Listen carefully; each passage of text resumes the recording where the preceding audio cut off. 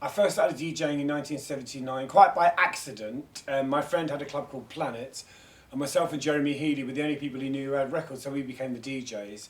That was my first real experience of DJing, and I loved it because I was in the DJ box, like in the pulpit. Everyone could see me, so that was great because I'm an exhibitionist. Then in 1987, I went back to DJing sort of during the acid house explosion. That's when I got back into dance music. Although, I would say the first dance record I ever heard, the first sort of house record, though it wasn't called house, was a track called Set It Off by Strafe.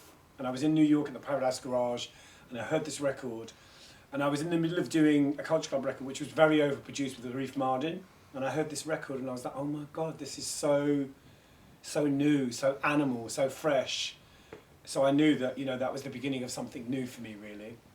I'm an eclectic DJ. I play what I love. I'm very experimental. I used to get criticised in the early days for not having a style, because I wasn't like a, trance DJ or a happy hardcore DJ or whatever it was. I played everything, and I still play everything. In fact, I think in the last couple of years I've gone back to that kind of original eclectic thing, which I kind of picked up at the beginning of Acid House, because I feel like dance music has become sort of pop music, and you've got the whole EDM thing. So I want to be the opposite of that. So I play what I love. I mean, I don't want to be arrogant and say, I play to educate people. I just play music I love. That's the bottom line. I think you have to play things you love. And I like lots of different things, I think there's always good music being made, whether it's the dance scene or the pop scene. And,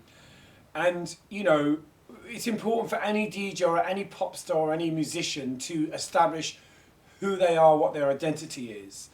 And you only do that through being completely individual, not following, not, sticking to any rules, not worrying about what other DJs play. I really don't think about it, My favourite dance music producers at the moment, Dawley is a big one.